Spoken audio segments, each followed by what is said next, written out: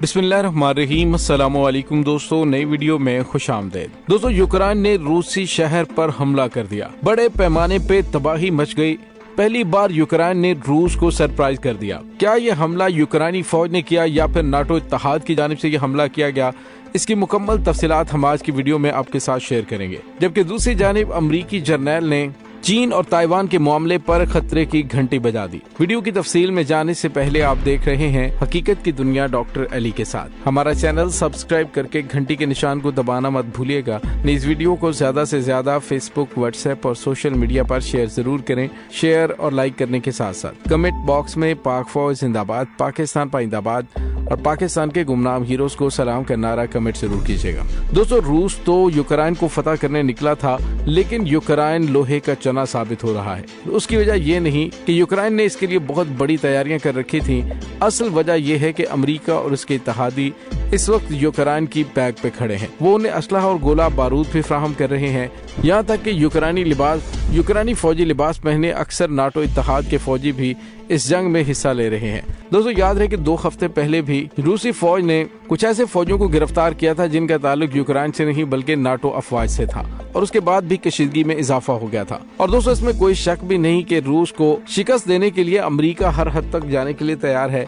इसी वजह से उसने यूक्रेन को हर सूरत में फौजी इमदाद मुहैया करने का ऐलान कर रखा है। लेकिन दोस्तों, यहाँ पे आपको ये बताते चलें कि रूसी फौज आगे तो बढ़ रही है, लेकिन इंतहाई सुस्त रफ्तारी से। उसकी वजह यह है कि आगे से उन्हें शदीद तरीन मुज़ाहमत का सामना करना पड़ रहा है। इब्तदाई 1-2 हफ्तों के अंदर तो रूस ने काफी बड़ी बड़ी कामयाबियां हासिल की और इसमें कोई शक नहीं कि अहम स्ट्रेटेजिक मुकामात इस वक्त उनके कब्जे में है। जबकि दूसरी जानिब यूक्रेन भी उन्हें काफी टफ टाइम दे रहा है। दोस्तों, अब जो ताजा तरीन खबर सामने आ रही वो ये है कि यूक्रेन की सरहद के करीब रूसी शहर बेलग्रोद में मुतअद्दिद धमाकों में 11 रिहायशी इमारतें और 39 घर तबाह हो गए हैं। यूक्रेन की सरहद के करीब रूसी शहर में इन धमाकों की वजह यूक्रेनी फौज की जानिब से किया जाने वाला हमला बयान किया जा रहा है। कहा यह जा रहा है कि अभी तक उस इलाके में 3 से ज्यादा अफराद मारे जा चुके हैं और मुतअद्दिद अफराद लापता भी हैं। रेस्क्यू के तर्जुमान का कहना है कि मुतासरा घरों को खाली करवा लिया गया है।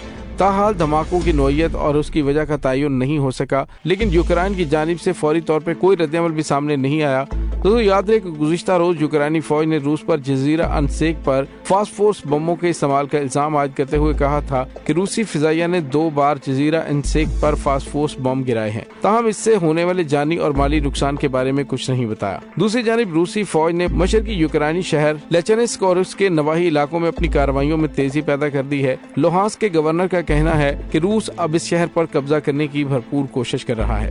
मेयर ने कहा है लोहांस्क और डोनेत्स्क यूक्रेन के 2 ऐसे सूबे हैं जिनसे मिलकर डोनबास का रीजन बनता है। रूस की कोशिश है कि यूक्रेन के इस मशरकी रीजन पर कब्जा कर लिया जाए। यूक्रेनी हुकाम ने रूस पर इल्जाम आयद किया है कि वो ममनुआ क्लस्टर बमों का इस्तेमाल कर रहा है। मशरकी यूक्रेनी शहर स्लोवेंसिक में मुबैना तौर पर इन खतरनाक बमों के हमले के नतीजे में 4 अफराद हलाक हो गए हैं।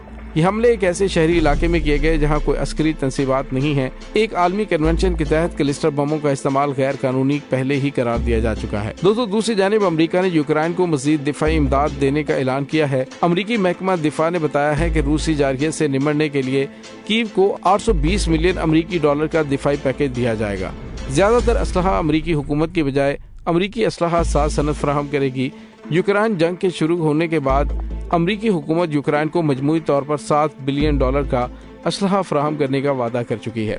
दोस्तों, दूसरी जानिब आपको ये भी बताते चलें कि इस तमाम सूरत हाल के अंदर कि जब नाटो इत्तेहादी फौजी यूक्रेनी फौजियों के रूप में रूसी शहरों पर हमले करना शुरू हो गए हैं, तो ये एक बहुत बड़ी खतरे की अलामत है, क्योंकि रूस जितना इजी यूक्रेन को ले रहा था वो उतना इजी है नहीं।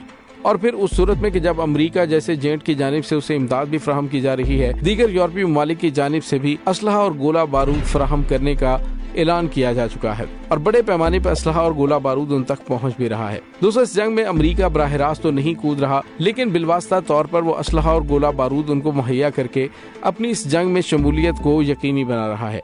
दोस्तों, यहाँ पे आपको ये बताते चलें कि इन हालात में कि जब रूस और यूक्रेन के अंदर मामलात काफी ज्यादा कशीदा हैं, तो एक और खबर भी सामने आई है। वो खबर ये है कि अमेरिकी फौज के आला ओहदेदार जनरल मार्क मिली ने कहा है कि ताइवान पर चीन के फौरी हमले का कोई इम्कान फिलहाल नजर नहीं आ रहा, लेकिन अमेरिका बहुत करीब से सूरत हाल पर नजर रखे हुए है। जनरल मार्क मिली ने कहा कि चीन वाज़ेह तौर पर हमले के लिए अपने दिफा को मजबूत बनाने में मगन है, जो किसी वक्त भी आगे चलकर ताइवान पर हमला कर सकता है। अमेरिका के मुताबिक चीन का ऐसा करने का फैसला सियासी नोयत का होगा। चीन का कहना है कि ताइवान चीन से टूटकर अलग होने वाला एक सूबा है, जिससे हर सूरत चीन से इत्तेहाद करना चाहिए, वरना जरूरत पड़ने पर ताकत के जरिए भी हम ऐसा कर सकते हैं। चीन ने अमेरिका पर ताइवान की आज़ादी की हमायत करने का इल्जाम भी आयद किया है और ऐसी किसी भी कोशिश को सख्ती से कुचलने के अज़्म का इजहार किया है। दोस्तों, इस वक्त अमेरिका ताइवान का सबसे बड़ा ताकतवर इत्तेहादी है, जिसका हाल ही में चीन के साथ कशीदगी में नुमाया इजाफा भी हुआ है। चीन के कई जंगी तैयारे ताइवान की फिजाई दिफाई इलाकों में भेजे जा रहे हैं, जबकि अमेरिका ने ताइवान के पानियों में बहरी जहाज भी भेज रखे हैं। मई में अमेरिकी सदर जो बाइडेन ने कहा था कि चीन ताइवान के करीब अपने जंगी तैयारे उड़ाकर खतरे से खेल रहा है। उसने इस अज़्म का इजहार किया कि अगर इस जजीरे पर हमला हुआ तो वो उसकी अस्करी तौर पर भी हिफाजत करेंगे। दोस्तों, बीजिंग ने अमेरिका पर ताइवान से मुतल्लिक अपने वादे की खिलाफ वर्जी और चीन के मामलात में मुदाखलत करने का इल्जाम आयद करते हुए जवाब दिया और कहा कि मुल्क ताइवान को बाज़ाब्ता तौर पर आज़ादी का ऐलान करने से रोकने के लिए चीन जंग से भी गुरेज नहीं करेगा। दोस्तों, अब अमेरिका के joint chief of staff chairman general mark मिली ने कहा है कि ताइवान पर हमला कर सकता है और ऐसे में अमेरिका पीछे नहीं रहेगा। ताहम जनरल मार्क मिली ने कहा कि इस वक्त वो किसी भी पोजीशन में नहीं कि वो बता सके कि आया चीन की जानिब से हमला किया जाएगा या नहीं, लेकिन उन्होंने कहा कि जो भी हालात हों, हम ताइवान के साथ खड़े हैं, उनको असलहा और गोला बारूद भी फराहम किया जा रहा है। दोस्तों, यहाँ पे आपको ये बताते चलें कि एक बड़ा खौफ यह है कि अगर चीन ने ताइवान पर हमला किया तो जंग शुरू हो जाएगी। बीजिंग माजी में कह चुका है कि अगर जरूरत पड़ी तो वो ताकत के जरिए इस जजीरे को वापस लेगा, लेकिन ज्यादातर तजियाकारों का कहना है कि फिलहाल ऐसा मुमकिन नहीं है।